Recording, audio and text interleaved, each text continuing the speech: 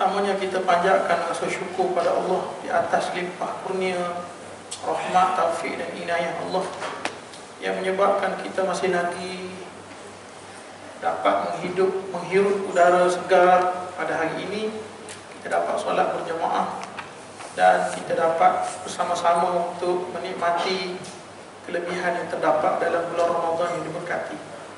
Tuan-tuan semua, saya ambil masa lebih kurang mungkin dalam 15-20 minit begitu atau sekitar itu untuk saya berkongsi dengan tuan-tuan berkaitan dengan potongan ayat yang saya baca dalam sembahyang tadi. Cuma di akhir ayat itu saya tak sempat nak baca, jadi saya ambil dia, jadikan dia sebagai apa kita panggil tazkirah lah pada malam ini, insya-Allah. Tuan-tuan, ayat yang saya baca pada malam ini duduk di juzuk yang ke-21. Juzuk 21, susunan surahnya duduk yang ke-31. 31. Juzuk 21, surah yang ke-21. Allah Subhanahu wa taala sebut di akhir ayat. Di akhir ayat itu tuan-tuan boleh tengok muka surah berapa ni? 414. Ayat yang ke-34 itu. Baik, sebelum saya baca ayat ini, saya nak cerita kepada tuan-tuan, kita sekarang ini duduk di dunia tanpa sempadan kan. Semua benda kita boleh buat dan kita boleh lakukan dia dengan pantas. Kalau peristiwa Rasulullah sallallahu alaihi wasallam naik ke langit dulu, dalam peristiwa Isra dan Mi'raj, Nabi naik ke langit turun dalam satu malam. Ramai masyarakat Islam ataupun umat Islam yang pada awalnya keluar Islam kerana tidak percaya akan apa yang berlaku, apa yang diceritakan oleh Rasulullah sallallahu alaihi wasallam. Sedangkan kalau ikut logiknya, benda ini boleh berlaku sebab yang membawa Rasulullah naik ke langit ialah Allah Subhanahu wa taala. Sekarang ini zaman yang penuh dengan teknologi, kita boleh buat banyak benda tanpa tak masuk akal kalau kita bandingkan perumpamaan dengan dahulu punya. Kalau saya sebut kepada tuan-tuan sebelum maghrib saya pergi buka puasa di California, tuan-tuan percaya tak? Percaya? Tuan-tuan tak jawab, saya tak berhenti. Ada orang rupanya ingat ke senyap, tak ada orang. Tak percaya kan? Sedangkan zaman sekarang ini kita masyhur dengan cerita-cerita Power Rangers, Power Man, Superman, Batman, Ultraman. Zaman-zaman Nabi dulu mana ada cerita-cerita begini? Tuan-tuan tak percaya kalau saya sebut saya ni Superman, percaya? Habis tu kenapa tengok bawa anak-anak masuk bawah agak tengok cerita? Kita tahu cerita tu tak logik kan? Sekarang ini kita masyhur dengan cerita-cerita ini.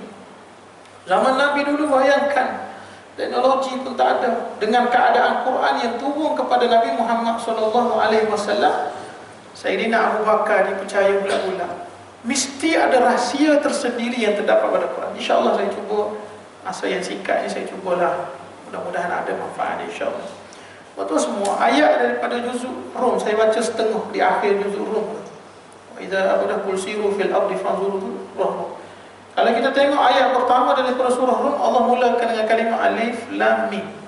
Alif lam mim ghulibatir rum fi adna al-ardi wa hum min ba'di ghalabihim sayaghlibun. Ayat pertama daripada surah Rum, selepas pada itu surah Luqman. Pun Allah mulakan dengan alif lam mim. Orang lelaki dia tak payah buka Quran sebab dia hafal. Orang perempuan biasanya dia tak hafal, dia buka.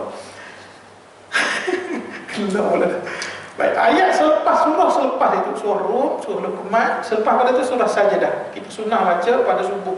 Sunnah kita baca pada subuh pagi Jumaat. Pun Allah mulakan dengan kalimah alif lam mim. Dalam ilmu tafsir, alif lam mim itu disebut sebagai huruful muqatta'ah.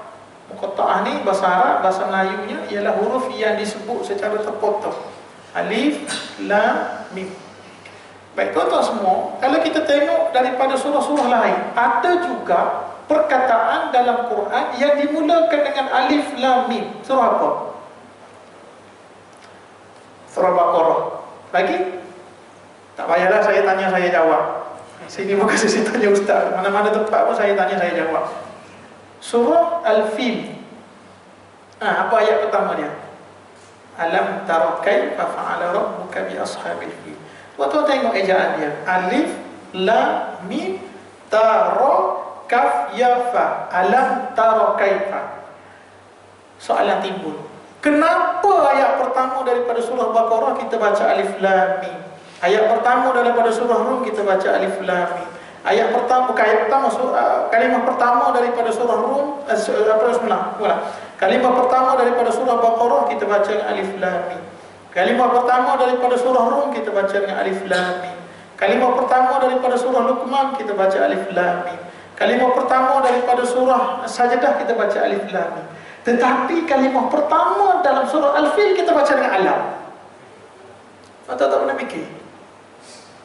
Tak tahu sebab saya baca untuk guru saya dia ajar gitu lah saya ikut. Zaman dulu, kalau tuan-tuan bawa anak-anak tuan-tuan pergi ke tempat pameran Quran, manuskrip, kita panggil bahasa Arab, panggil makhtut, Quran lama yang zaman dulu punya, ada kadang-kadang 3 tahun atau 4 tahun sekali dia bawa ke satu di sebelah masjid. Apa dia panggil? Yayasan apa? Bukan Yayasan Bukhari sebelah. Yang tempat ada pameran Quran, apa panggil? Yayasan Bukhari tempat kan? Yang sebelah. Kesinian, aku tak ingat nama dia. Kalau tuan-tuan bawa di sana, tuan-tuan akan tengok bagaimana Quran zaman dahulu tidak ada titik, tidak ada baris. Saya nak share sini pun saya tak ada slide, tak apalah. Kita tak ada titik. Al-Quran yang tuan-tuan baca di atas dalam almari apa semua tu, setelah dilakukan beberapa penambahbaikan untuk memudahkan kita baca Quran. Tuan-tuan kena ingat nama tokoh-tokoh yang terlibat dalam penulisan Quran dan pembaharuan. Bukan pembaharuan maknanya Quran ini dibaik, tidak, untuk memudahkan kita baca, diletakkan titik. Tokoh-tokoh antaranya Abul Aswad Ad-Duali, Khalil bin Ahmad Al-Farahidi, ramai lagi tokoh-tokoh inilah yang banyak menyumbang kepada pemudah cara untuk kita baca Quran. Tapi tokoh-tokoh ini kita tak ingat. Yang kita ingat siapa? Adolf Hitler, Nelson Mandela, siapa lagi kira sendiri. Bapak dia. Kita tak ingat nama tokoh-tokoh yang banyak membantu. Letak titik 1, titik 2, ya titik bawah 2, ta titik atas, sa ada 3 titik. Kita tak tahu sejarah-sejarah ini. Nanti minta Imam Saiful bagi kuliah khusus. Saya ada nota, nanti saya bagi. So dia baca. Tak apalah yang panjang pula. Kita 15 minit ya. Baik, di akhir surah Luqman Allah sebut dengan kecanggihan yang kita ada sekarang ni kan. Allah sebut innallaha indahu ilmus sa'ah wa yunazzilul ghaitha wa ya'lamu ma fil arham wa ma tadri nafsun madza taksibu ghadan wa ma tadri nafsun bi ayyi ardin tamut innallaha alimun khabir. Walaupun manusia ini canggih macam mana sekalipun, Allah menyebut ada beberapa ilmu yang tidak mampu ditanggung, diketahui dengan detail oleh manusia. Tuan-tuan ingat, tengok. Pertama sekali Allah sebut innallaha indahu ilmus sa'ah. Allah lah yang maha mengetahui tentang hari kiamat. Bila berlaku hari kiamat? Dulu saya ingat kecoh dalam Facebook, Twitter, NASA kata 2012 kiamat. Ini dah 2022 dah bang. Covid lagi, siapa sangka Covid? 3 tahun lingkup. Orang yang main saham pun tak boleh buat apa pun ni. Melainkan orang yang tak boleh nanti rakam. Yang kedua, wa yunazzilul ghaitha. Allah lah yang maha mengetahui bilakah hujan itu turun. Bahasa Melayu biasa digunakan kalimah matar. Dalam Quran, kalau guna kalimah matar, dia membawa maksud hujan yang turun bawa bala. Wa anzalna minas sama'i mataran wa hijran mahjura. Allah Subhanahu wa taala turunkan daripada langit hujan yang bawa batu. Maknanya bala. Tapi kalau Quran guna kalimah ghaith, makna hujan yang turun bawa rezeki. Atau bayangkan di akhir tahun 2021, banjir yang telah menenggelamkan sebahagian besar daripada rumah sahabat-sahabat kita. Turun hujan daripada langit. Orang yang duduk dekat-dekat tengah-tengah kawasan-kawasan tinggi dia suka. Sebab aircon tak payah buka sikit-sikit je sejuk. Orang yang duduk di kawasan yang rendah, tak bayangkan bagaimana keadaan ni. Takut. Orang yang duduk di kawasan tinggi bertakut juga, takut kena runtuh. Wa yunazzilul ghaith. Allah lah yang mengetahui bilakah turunnya waktu, bilakah turunnya hujan yang bawa rezeki. Wa ya'lamu ma fil arham, dan Allah lagi mengetahui apa yang ada dalam rahim ibu. Tuan-tuan semua, ada jiran sebelah rumah saya kan, dia scan, doktor kata tangan anak dia ni tak cukup. Saya nak guna istilah cacat kan, takut itu pula kan. Tak apalah, tak sempurna lah, tak sempurna. Bila keluar sihat. Pakai tu tahu, pakai bukan 2D, pakai 5D. Yang boleh tengok satu-satu, tangan 1, 2, 3, 4. Tak cukup dia kata 2 tangan. Kaki tempang sebelah. Sekarang ni dah 2 tahun lebih, dekat 3 tahun. Siap berlari lagi. Panjat tingkap apa semua. Sihat walafiat. Tuan-tuan tengok macam mana. Saya ada sulung saya scan-scan laki, keluar-keluar perempuan. Nasib baiklah baju tu beli yang unisex. Kalau tidak, bukan kena puas dekat orang. Tuan-tuan kata apa? Wa ma tadri nafsum madza taksibu ghadan. Yang pertama hari kiamat, yang kedua hujan, yang ketiga apa yang ada dalam rahim ibu. Kita tak tahu. Yang keempat, wa ma tadri nafsum bi ayyi ardin tamut. Kita tidak tahu di manakah kita akan dijemput Allah Subhanahu wa taala. Tuan-tuan tahu, tuan-tuan pernah dengar nak kisah. Sini Bangi ni masyhur lah. Wan Guru Datuk Dr. Harudin. Siapa sangka dia meninggal di California? Tak ada orang sangka. Meninggal sana, siapa tahu? Tak tahu. Kita meninggal macam mana? Sebab itulah imam doa lah, Allahumma khtim lana bihusnil khatimah wa la takhtim alaina ya Allah bisu'il khatimah. Dan kita tidak tahu apakah ini usaha kita bagi esok. Kita tahu. Rasa nak cakap isteri, rasa nak makan soto sudah tepung lah ya. Isteri pun kata, la ilaha illallah, apa nak makan soto celup tepung, tapi petang tadi beli ayam je. Beli ayam nak makan soto celup tepung, mana beli dah? Kita tak tahu. Tapi betul lah, saya baca dalam satu artikel tak? Kemari saya baca. Bila tiba bulan Ramadan, pelik. Malaysia ini pembaziran berlaku makanan lebih kurang 3 juta kilogram. Makanan yang boleh dimakan dibazirkan. Data ni tahun 2000 SW, tak ingat dia punya ni. Saya baca artikel kemari. 3 juta kilo makanan yang boleh dimakan dibuang. Oh, banyak. Tuan-tuan tengok di tanya kita sendiri lah. Kita tengok apa dah maghrib tadi. Kita makan betapa banyaknya makanan yang tidak sempat dihabiskan. Tuan-tuan ingat ke benda tu tak dikira ke di Allah esok? Sudah. Esok bagi tahu isteri buka dengan kurma je. Wa man tadri nafsun bi ayyi ardin tamut. Kita tidak tahu.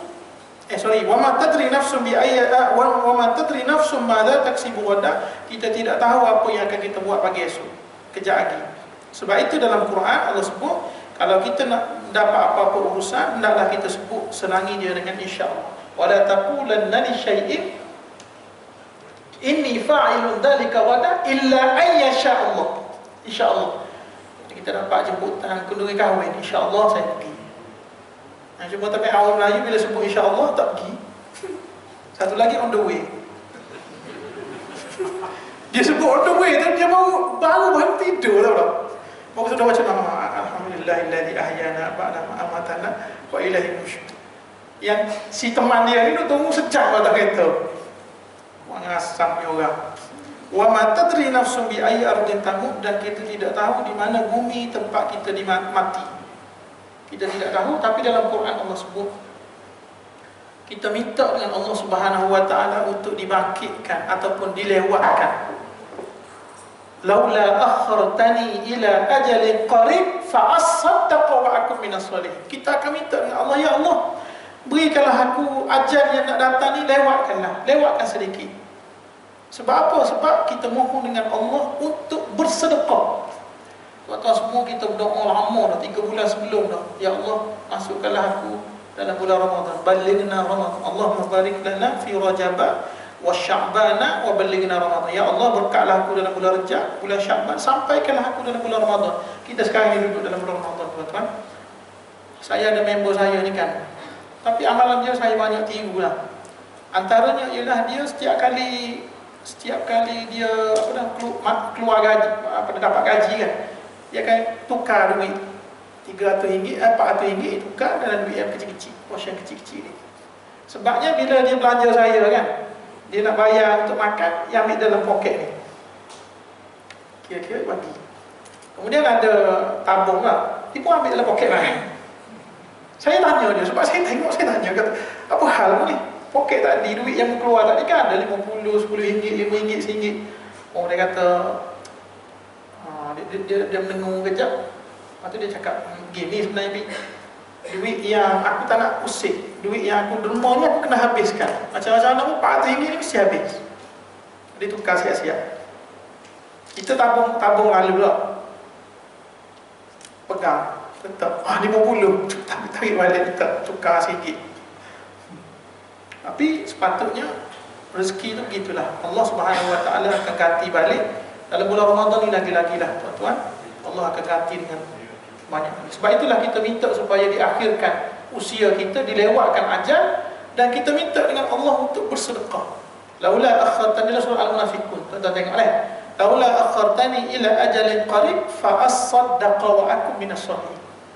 Ya Allah, mintalah lewatkan sedikit ajal aku, sebab aku nak bersedekah. Dan Nabi ajar supaya bersedekah walaupun dengan sebelah tamar. Tamar ni kurma kering. Kurma kering tu kita belah dua. Nabi minta supaya Nabi ajar, Nabi train kita supaya bersedekah juga walaupun sebelah kurma ni apa sangat. Kurma rumah kita kadang-kadang berkulak begitu je kalau habis Ramadan. Betul tak? Tapi apa dah? Nabi ajar supaya tamar tadi dipotong dua, sebelah bagi ke orang sedekah, sebelah kita makan. Nabi ajar begitu. Kita tidak tahu bilakah sama balik, kita tidak tahu manakah tempat yang kita akan dimatikan oleh Allah Subhanahu Wa Taala ataupun kita akan mati.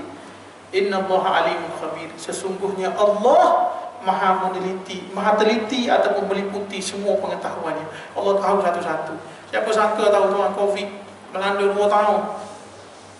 Saya, kawan-kawan saya, jiran-jiran saya kan ada yang dekat kampung kan, ada yang terkesan betul tau. Ayah mati, mak mati, ada tempat punca pencarian habis. Kita yang orang makan gaji ni saya rasa tidaklah terkesan sangat. Ada yang terkesan tapi tidaklah semaksimum mereka yang memang semata-mata bergantung kepada punca rezeki yang dia cari, keluar balik dapat rezeki, dihabiskan kepada anak-anak dia sudah cari lagi. Tidak begitulah Allah uji kita. Tapi orang yang sampai ke tahap itu, tuan-tuan tengok, saya suka tengok oleh Abid Liver kan, dia pergi orang tu yang miskin-miskin tu tau. Mudah-mudahan Allah Subhanahu Wa Taala golongkan kita di antara orang yang pemurah. Atau semua bulan Ramadan sudah berlalu 17 hari dah. Kita kena tanya diri kita, tepuk dada, tepuk iman kita, tanya berapa juz sudah kita ambil hari ini. Begitulah yang dilakukan oleh para salafus soleh kan? Mereka sangat menitik beratkan kepada amalan-amalan bulan Ramadan, khususnya mereka akan bertadarus. Kalau kita baca biasa itu dia panggil tilawah. Tadarus ni doktor baca, kalau macam saya buat, sekali habis itu saya akan baca je. Lain yang kedua ni saya akan baca bersambung dengan makna. Saya akan ajak anak saya, isteri saya. Dan memang saya train begitu dalam keluarga saya. Tuan-tuan doa mudah-mudahan saya istiqomah. Sebelum tidur saya akan cerita kepada anak saya cerita-cerita yang terdapat dalam Quran. Inilah yang diajar oleh ayah saya ataupun orang-orang dahulu sebelum tidur. Dia akan train anak-anak mereka ini dengan cerita-cerita dalam Quran. Bukannya di-train dengan belajar TikTok lah, video lah, main game lah sebelum tidur. Tidak. Ini budaya ini telah semakin lama semakin hilang disebabkan kecanggihan teknologi. Tetapi ingatlah, walaupun secanggih mana teknologi, dia tidak mampu menandingi luasnya pengetahuan Allah Subhanahu Wa Taala dalam setiap benda yang dirancang. Mudah-mudahan kita dapat manfaat dalam bulan Ramadan ini tuan-tuan. Saya minta maaf ada terkasar atau kurang terlebih. Aqulu qali hadza wa astaghfirullah. Assalamualaikum warahmatullahi wabarakatuh.